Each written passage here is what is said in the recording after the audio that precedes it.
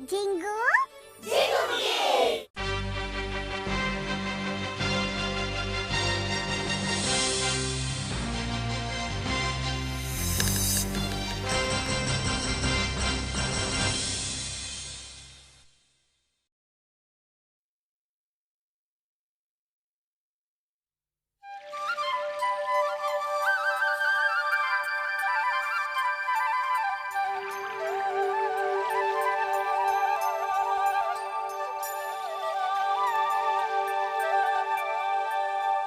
ஒரு முறை அக்பரும் பீர்பாலும் அமர்ந்து பேசிக் கொண்டிருந்தனர்.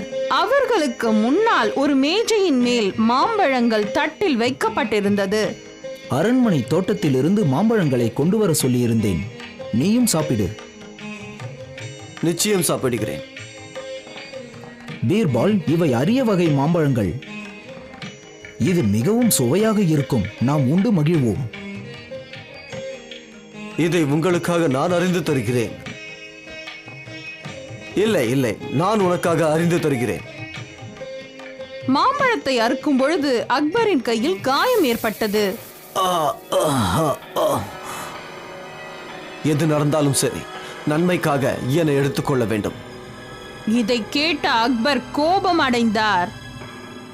உனக்கு என்ன தைரியம் இருந்தால் நான் வலியால் அவதிப்பட்டு கொண்டிருக்கும் பொழுது இப்படி கூறுவாய்? காவலர்களே, இவனை சிறையில் அடையுங்கள். காவலர்கள் பீர்பாலை அழைத்து சென்று சிறையில் அடைத்தனர்.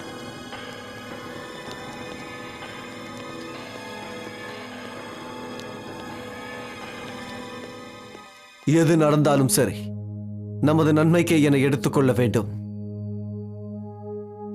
மறுநாள் அக்பர் தனது மந்திரிகளோடு காட்டிற்கு வேட்டையாடச் சென்றார்.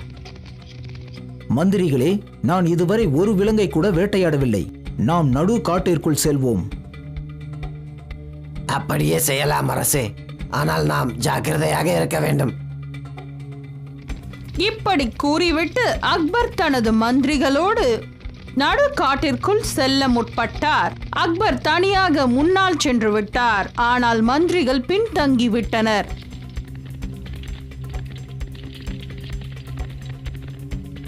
மந்திரியாரே, தாங்கள் அட அவர்களை காணவில்லையே.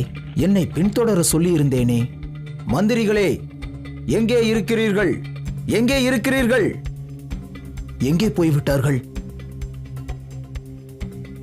அக்பருக்கு திடீரென்று சப்தம் கேட்டது. அதை அவர் கவனித்தார்.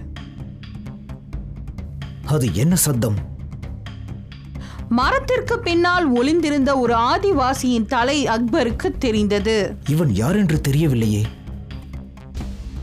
நாம் பலி கொடுப்பதற்கு ஒரு மனிதன் கிடைத்து விட்டான். இவனை பிடித்து கட்டுங்கள், அழைத்து செல்வோம். உடனே அக்பரை பிடித்து அவர்கள் தங்கள் இடத்திற்கு அழைத்து சென்று கட்டிவிட்டனர்.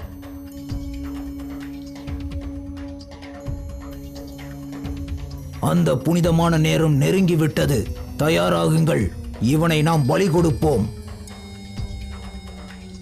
இல்லை இல்லை, அமைதியாக இருங்கள். இவனை பலி கொடுக்க இயலாது. ஏன் அப்படி சொல்கிறாய்? அவனது விரலை பாருங்கள், அதில் ஏதோ காயம் ஏற்பட்டிருக்கிறது. அட ஆமாம், நான் இதை கவனிக்கவே இல்லையே. இறைவா, தயவு செய்து எங்களை மன்னித்து விடு. நல்ல வேளை, நாம் பெரிய தவறு செய்ய இருந்தோம். விடுதலை செய்யுங்கள்.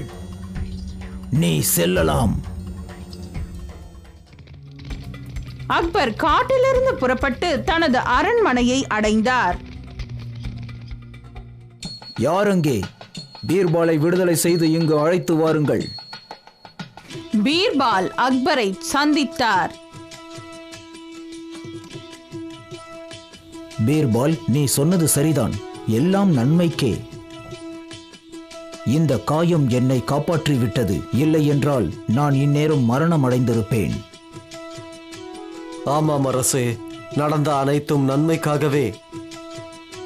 அது சரி, காவலாளிகள் உன்னை கைது செய்த பொழுது அதுவும் நன்மைக்கே என்று கூறினாயே, அது ஏன்? அரசே, நீங்கள் மட்டும் என்னை சிறையில் அடைக்காமல் இருந்திருந்தால் நானும் உங்களுடன் காட்டிற்கு வந்திருப்பேன். நீ சொல்வது சரிதான். நானும் உங்களுடன் வந்திருந்தால் ஆதிவாசிகள் என்னையும் அழைத்துச் சென்றிருப்பார்கள். ஆமாம். எனக்கு எந்த காயமும் ஏற்படாத காரணத்தினால் என்னை அவர்களுடைய கடவுளுக்கு பலி கொடுத்திருப்பார்கள்.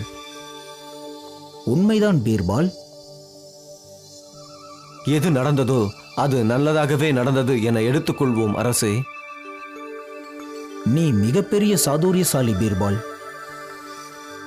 பாராட்டுக்கு நன்றி அரசே.